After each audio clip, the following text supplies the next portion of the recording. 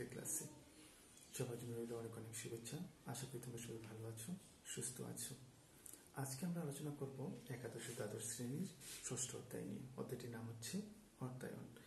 এই অধ্যায় থেকে আজকে আমরা জানবো শেয়ার কি, শেয়ার বাজার কি, শেয়ার বাজারের শ্রেণী বিভাগ বা শেয়ারের প্রকারভেদটা কি হতে পারে সেটা সম্পর্কে আমরা জানবো। আমরা এমনিতেই অনেকেই শেয়ার বাজার সম্পর্কে অনেক কিছু শুনে থাকি, কিন্তু আমাদের কারোর স্পষ্ট ধারণা নেই যে শেয়ার বাজার জিনিসটা আসলে কি এবং শেয়ারটা কিভাবে কাজ করে থাকে। তাহলে আজকে আমরা এইসব বিষয় নিয়ে আলোচনা করব। তাহলে মূল আলোচনা যাওয়া যাক। একাদশ ও দ্বাদশ শ্রেণী অর্থনীতি দ্বিতীয় পত্র ষষ্ঠ অধ্যায়। সুপ্রিয় শিক্ষার্থীবৃন্দ, আমরা ইতিমধ্যে ষষ্ঠ অধ্যায় অর্থাৎ অর্থায়নের অধ্যায় থেকে আলোচনা করেছি শেয়ার বাজার কি বা স্টক এক্সচেঞ্জ কি, শেয়ারের প্রকারভেদ বা শ্রেণী বিভাগ, অর্থায়নের উৎস, এগুলো নিয়ে আমরা আলোচনা করেছি। গত ক্লাসে আমরা দেখেছি শেয়ার কত প্রকার হতে পারে এবং কি কি। এক্ষেত্রে আমরা সাধারণ শেয়ার, অগ্রাধিকার শেয়ার, তারপর আমরা বিলম্বিত দাবিযুক্ত শেয়ার, তারপর বোনাস শেয়ার, রাইট শেয়ার, প্রাথমিক শেয়ার, মাধ্যমিক শেয়ার ইত্যাদি সম্পর্কে জেনেছি। আজকে আমরা জানব পুঁজি বা শেয়ার বাজারের বৈশিষ্ট্য সম্পর্কে। শেয়ার বাজারের নিম্নোক্ত বৈশিষ্ট্যগুলো পরিলক্ষিত হয়ে থাকে। 1. সুসংগঠিত আর্থিক বাজার। শেয়ার বাজার একটি সুসংগঠিত আর্থিক বাজার। এই বাজারে বিধিবদ্ধ নিয়ম মেনে বিভিন্ন কোম্পানি তাদের ঋণপত্রগুলো বা শেয়ার সার্টিফিকেটগুলো ক্রয় বিক্রয় করে থাকে, তাই বলা যায় এটি একটি সুসংগঠিত আর্থিক বাজার। 2. বিধিবদ্ধ কর্তৃপক্ষ। এই বাজার পরিচালনার জন্য একটি বিধিবদ্ধ কর্তৃপক্ষ আছে, যাদের অধীনে সমস্ত কার্যক্রম পরিচালিত হয়ে থাকে, তাই এটিও শেয়ার বাজার বা পুঁজি বাজারের অন্যতম একটি বৈশিষ্ট্য। 3. মধ্যম পর্যায়ের বাজার। শেয়ার বাজারে প্রাথমিক বাজারের শেয়ার ক্রয় বিক্রয় হয় না, অর্থাৎ এটি মধ্যম পর্যায়ের বাজার।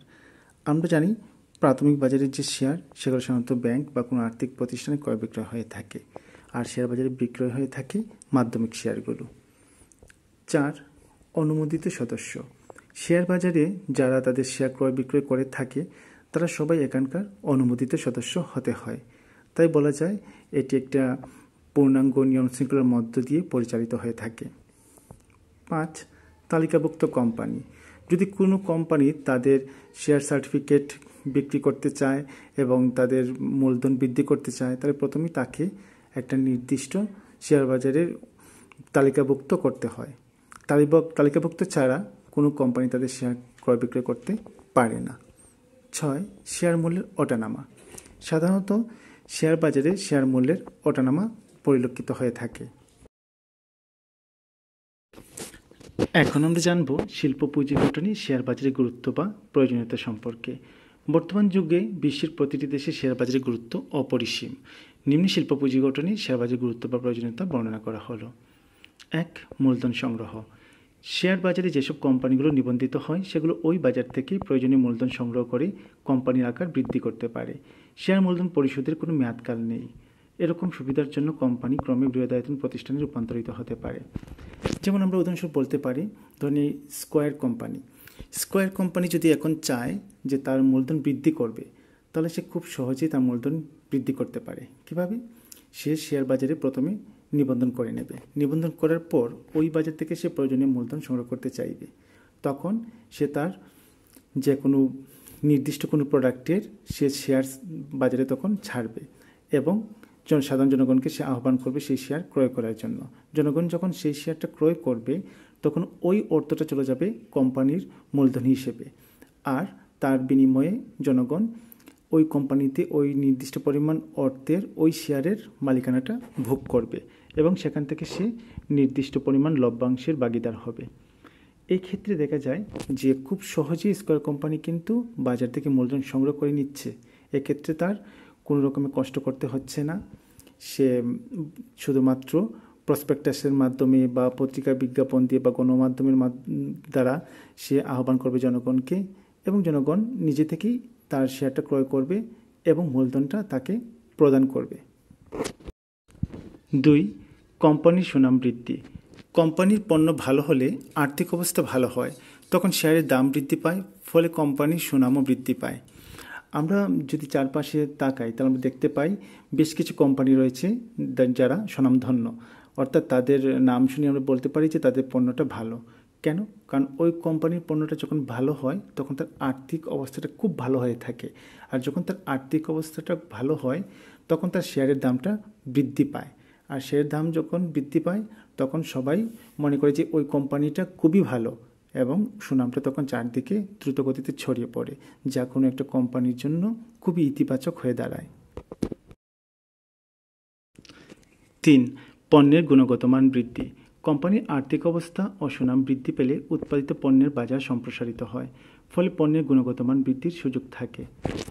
যখন কোনো একটা কোম্পানি আর্থিক অবস্থার দিক দিয়ে অনেক এগিয়ে যায় এবং তার সুনামটা বৃদ্ধি পায়, তখন তার পণ্যের বাজারটা সম্প্রসারিত হতে থাকে, অর্থাৎ অনেক বেশি পরিমাণ মানুষ সেই পণ্যটা ক্রয় করতে চায়, কারণ কোম্পানির সুনামের কারণে তার বাজার চাহিদাটা বৃদ্ধি পেয়ে যায়।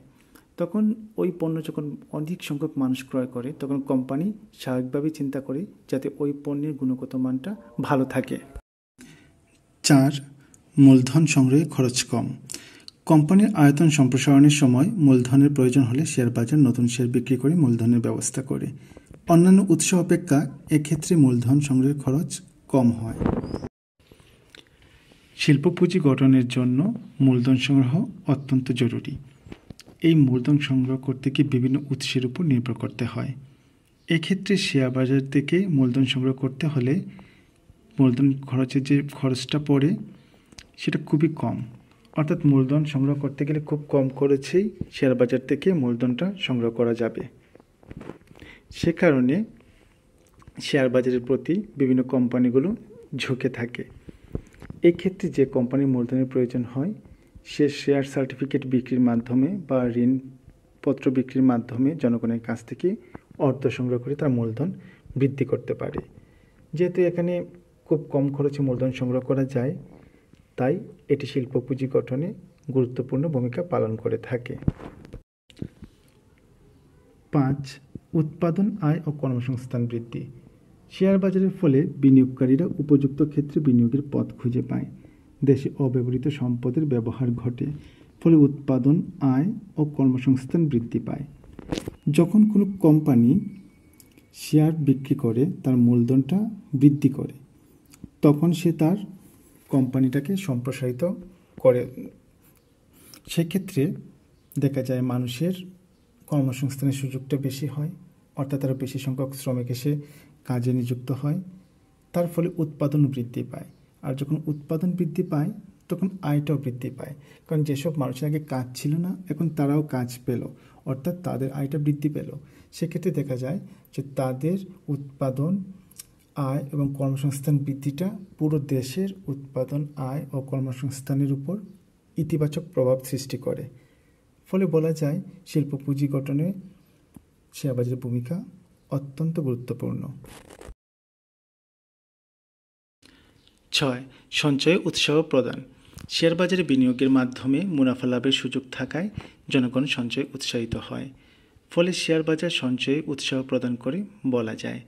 শিল্প উদ্যোক্তারা জনগণের ক্ষুদ্র ক্ষুদ্র সঞ্চয়কে সংগ্রহ করে শিল্প উন্নয়নের জন্য অধিক মূলধনের যোগান দিতে পারে। 7. জামানতবিহীন। শিল্প উদ্যোক্তারা অর্থের প্রয়োজন হলে ব্যাংক থেকে ঋণ গ্রহণ করতে চাইলে জামানতের প্রয়োজন হয়। শেয়ারের মাধ্যমে শিল্প পুঁজি সংগৃহীত হলে কোনো জামানত লাগে না, তাই ব্যাংক মূলধন অপেক্ষা শেয়ার বাজারের মাধ্যমে সংগৃহীত মূলধন অনেক বেশি নিরাপদ ও সহজ। আমরা দেখতে পাই শেয়ার বাজার থেকে যখন কোনো কোম্পানি মূলধন সংগ্রহ করে তখন সে কী করে, তখন সে বাজারে তার শেয়ার বিক্রি করে, অর্থাৎ সে জনগণকে আহ্বান জানায় আমার শেয়ার ক্রয় করো, তার বিনিময়ে আমি নির্দিষ্ট পরিমাণ লভ্যাংশ প্রদান করব নির্দিষ্ট সময় পরে।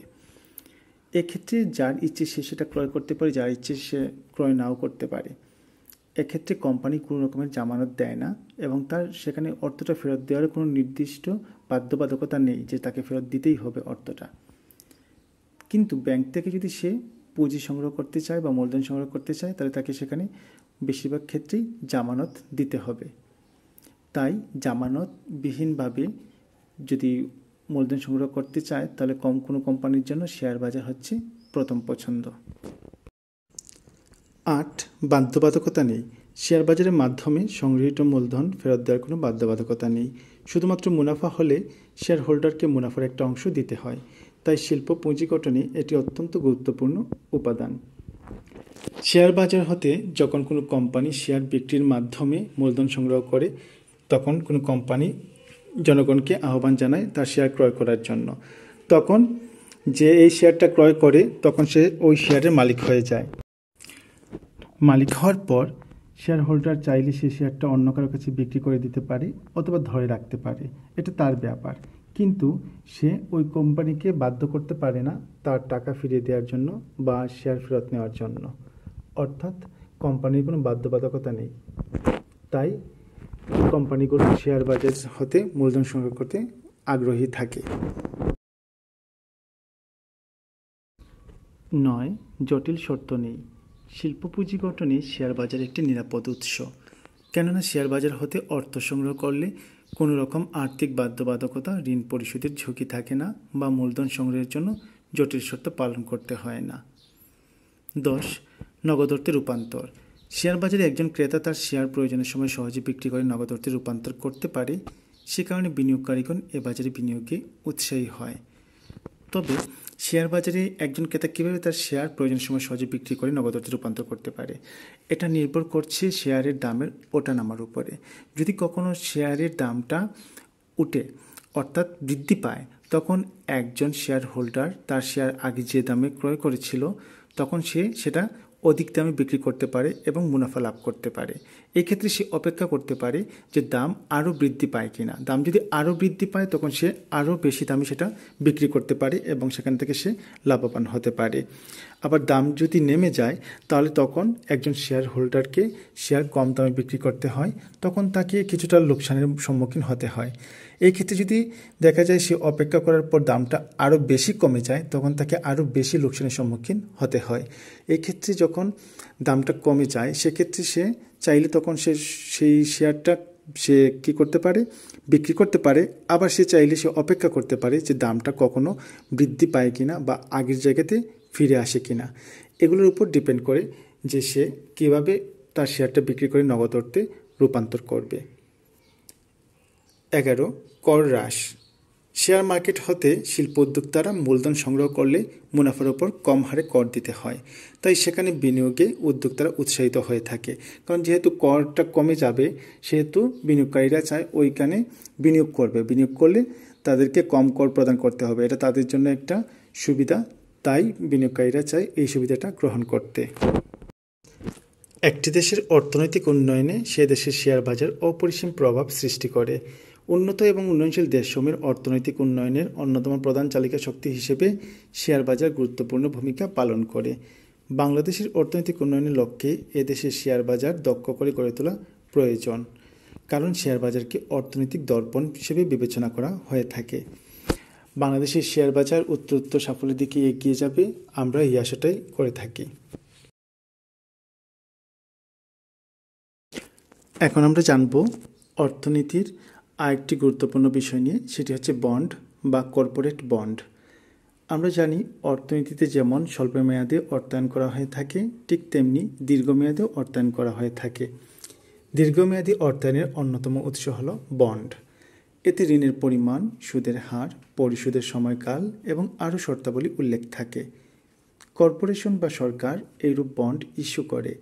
সুতরাং দীর্ঘমেয়াদী অর্থায়নের প্রয়োজনে সরকার বা কর্পোরেশন ঋণের পরিমাণ, সুদের হার, পরিশোধকাল এবং অন্যান্য শর্ত সংবলিত যে ঋণের দলিল ইস্যু করে তাকে বন্ড বলে। সাধারণত 3 ভাবে বন্ড ইস্যু করা হয়, যথা 1. লিখিত মূল্যে, 2. প্রিমিয়াম সহ, 3. ভাট্টার মাধ্যমে। সুপ্রিয় শিক্ষার্থীবৃন্দ, এখন আমরা একটি সৃজনশীল প্রশ্ন নিয়ে আলোচনা করব। এটি কুমিল্লা বোর্ডে 2019 সালে এসেছিল। নাহিদা আফরোজ সরকারি স্কুলের একজন অবসরপ্রাপ্ত শিক্ষিকা। তিনি সাধারণ ভবিষ্যৎ তহবিল থেকে 30 লক্ষ টাকা পেয়েছেন। তার মধ্যে 20 লক্ষ টাকা দিয়ে সঞ্চয়পত্র কিনেছেন। অবশিষ্ট 10 লক্ষ টাকা দিয়ে তিনি আইপিওর মাধ্যমে শেয়ার এবং শেয়ার বাজার থেকে কিছু শেয়ার কিনেছেন। ক. শেয়ার বাজার কি? আমরা ইতিমধ্যে এটা নিয়ে আলোচনা করেছিলাম। যে বাজারে বিধিবদ্ধ আইন মেনে তালিকাভুক্ত কোম্পানিগুলো তাদের ঋণপত্র বা শেয়ার সার্টিফিকেট ক্রয় বিক্রয় করে থাকে, তাই হচ্ছে কি শেয়ার বাজার। খ, বন্ড থেকে শেয়ার কিভাবে পৃথক? এই ক্ষেত্রে আমাদেরকে দেখতে হবে বন্ডের সংজ্ঞা কী এবং শেয়ার বাজারের সংজ্ঞাটা কী। আমরা জানি বন্ড যেটা, সেখানে ঋণের পরিমাণ লেখা থাকে, সুদের পরিমাণ লেখা থাকে, পরিশোধের মেয়াদকাল লেখা থাকে এবং অন্যান্য শর্ত লেখা থাকে। কিন্তু শেয়ার সার্টিফিকেটের ক্ষেত্রে সেরকম কোনো শর্ত থাকে না। শেয়ারের ক্ষেত্রে কোনো রকমের সুদের হার নির্দিষ্ট থাকে না, কোনো রকমের পরিশোধের মেয়াদকাল থাকে না। তাহলে আমরা বলতে পারি এইসব দৃষ্টিকোণ থেকে বন্ড এবং শেয়ার অবশ্যই পৃথক। ঘ নম্বর প্রশ্নটা আমরা দেখি, উদ্দীপকে বর্ণিত নাহিদ আফরোজ কর্তৃক ক্রয়কৃত দু ধরনের শেয়ারের মধ্যে পার্থক্য দেখাও। আমরা এখানে দেখতে পাই তিনি অবশিষ্ট 10 লক্ষ টাকা দিয়ে আইপিওর মাধ্যমে শেয়ার এবং শেয়ার বাজার থেকে কিছু শেয়ার কিনেছেন। আমরা মনে করতে পারি আইপিওর মাধ্যমে শেয়ার যদি নেওয়া হয় তাহলে সেটা কী রকমের শেয়ার হয়, সেটা হচ্ছে প্রাথমিক শেয়ার। এবং শেয়ার বাজার থেকে যে শেয়ারটা ক্রয় বিক্রয় করা হয় সেটা হচ্ছে কি মাধ্যমিক শেয়ার। তাহলে আমরা চিহ্নিত করতে পারি এখানে যে দুই প্রকার শেয়ারের কথা বোঝানো হয়েছে তার একটি হচ্ছে প্রাথমিক শেয়ার, আরেকটি হচ্ছে মাধ্যমিক শেয়ার। তাহলে এই ক্ষেত্রে আমাদেরকে দেখাতে হবে প্রাথমিক শেয়ার এবং মাধ্যমিক শেয়ারের মধ্যে পার্থক্য। আমরা গত ক্লাসে এটা নিয়ে আলোচনা করেছিলাম যে প্রাথমিক শেয়ার কী এবং মাধ্যমিক শেয়ার কী। প্রাথমিক শেয়ারটা হচ্ছে কোনো কোম্পানি যখন বাজারে আইপিও বা লটারির মাধ্যমে বাজারে প্রথম যে শেয়ার ছাড়ে তাই হচ্ছে প্রাথমিক শেয়ার। আবার প্রাথমিক শেয়ারটা যখন শেয়ার বাজারে ক্রয় বিক্রয় হয়ে থাকে তখন সেটা পরিণত হয় মাধ্যমিক শেয়ারে। প্রাথমিক শেয়ারে ঝুঁকি কম থাকে, মাধ্যমিক শেয়ারে ঝুঁকিটা বেশি থাকে। প্রাথমিক শেয়ার একবার মাত্র হাত বদল হয়, মাধ্যমিক শেয়ার একাধিকবার হাত বদল হতে পারে। মুনাফার দৃষ্টিকোণ থেকে প্রাথমিক শেয়ারের মুনাফাটা কম হতে পারে, কিন্তু মাধ্যমিক শেয়ারের মুনাফার পরিমাণটা বেশি আসতে পারে। তাহলে এরকম যে পার্থক্যগুলো আছে সেই পার্থক্যগুলো আমাদেরকে এখানে লিখতে হবে। তারপরটা হচ্ছে ঘ, নাহিদা আফরোজের শেষোক্ত বিনিয়োগ ঝুঁকিপূর্ণ হলেও অধিক মুনাফা পাওয়ার সম্ভাবনা আছে, ব্যাখ্যা করো। আমরা দেখতে পাই নাহিদা আফরোজ শেষোক্ত যে বিনিয়োগটা করেছেন সেটি হচ্ছে শেয়ার বাজার থেকে তিনি কিছু শেয়ার কিনেছেন। আমরা জানি শেয়ার বাজার থেকে যে শেয়ার ক্রয় করা হলো সেটি হচ্ছে মাধ্যমিক শেয়ার। মাধ্যমিক শেয়ারের ক্ষেত্রে ঝুঁকি থাকে, ঠিক তেমনি মুনাফা অধিক হওয়ার সম্ভাবনাও থাকে। যেমন তিনি যে দামে শেয়ারটা ক্রয় করেছেন, যদি কখনো কোনো কারণে তার থেকে দামটা অনেক বেশি কমে যায় এবং ওনাকে শেয়ার বিক্রি করতে বাধ্য হতে হয় তাহলে তখন তিনি ক্ষতির সম্মুখীন হবেন। আবার তিনি যে দামে শেয়ারটা ক্রয় করেছেন কখনো যদি সেই দামটা অনেক বেড়ে যায় তাহলে তখন তিনি ওই শেয়ারটা বিক্রি করে অনেক বেশি মুনাফা করতে পারেন। তাহলে আমরা দেখতে পাচ্ছি এখানে দুটো দিকই রয়েছে, একটা হচ্ছে মুনাফার দিক আর একটা হচ্ছে ঝুঁকির দিক। তাহলে আমরা বলতে পারি নাহিদা আফরোজের শেষোক্ত বিনিয়োগ ঝুঁকিপূর্ণ হলেও অধিক মুনাফা পাওয়ার সম্ভাবনা রয়েছে। এক্ষেত্রে আমরা আরেকটা জিনিস লক্ষ্য করতে পারি যে উনি প্রথমে সাধারণ ভবিষ্যৎ তহবিল থেকে 30 লক্ষ টাকা পেয়েছেন, তার মধ্যে 20 লক্ষ টাকা দিয়ে সঞ্চয়পত্র কিনেছেন। এখানে সঞ্চয়পত্রের কথা কিছু বলা হয়নি, কিন্তু যদি বলা হতো সঞ্চয়পত্রের দিকটা তুলে ধরা হতো বা বলা হতো যে তিনি প্রাথমিক পর্যায়ে কোন খাতে বিনিয়োগ করেছেন সেটি কি, তাহলে সেটি উত্তর হতো বন্ড। কারণ তিনি সঞ্চয়পত্র কিনেছেন যেখানে একটা নির্দিষ্ট সুদের হার দেওয়া থাকে, একটা নির্দিষ্ট সময় দেওয়া থাকে এবং বিভিন্ন শর্ত থাকে এবং সেই শর্ত সাপেক্ষে তিনি লাভবান হতে পারেন। এক্ষেত্রে একটা নির্দিষ্ট মুনাফা পাওয়ার সম্ভাবনা থাকে, অর্থাৎ যেটাকে আমরা সুদ বলতে পারি। এছাড়া তিনি এখান থেকে অতিরিক্ত কোনো মুনাফা লাভ করতে পারবেন না। যদি বলা হতো যে প্রাথমিক পর্যায় এবং শেষোক্ত পর্যায়ে বা অন্য যেগুলো আছে সেগুলোর মধ্যে পার্থক্য কী, তখন আমরা বুঝে নিতাম যে সেটা হচ্ছে বন্ড এবং শেয়ারের মধ্যে পার্থক্য। অনেক সময় এরকম প্রশ্ন আসতে পারে। আগামী ক্লাসে আমরা বন্ড এবং শেয়ারের মধ্যে পার্থক্য নিয়ে আলোচনা করব। তাহলে আশা করছি আমরা এই সৃজনশীল প্রশ্নের উত্তরটা খুব সুন্দরভাবে লিখতে পারবো, কারো কোনো সমস্যা হবে না। এতক্ষণ ক্লাস দেখার জন্য সবাইকে অনেক অনেক ধন্যবাদ। সবার জন্য অনেক অনেক শুভকামনা রইল। আগামী ক্লাসে আবার দেখা হবে সবার সাথে। সবাই ভালো থেকো, সুস্থ থেকো।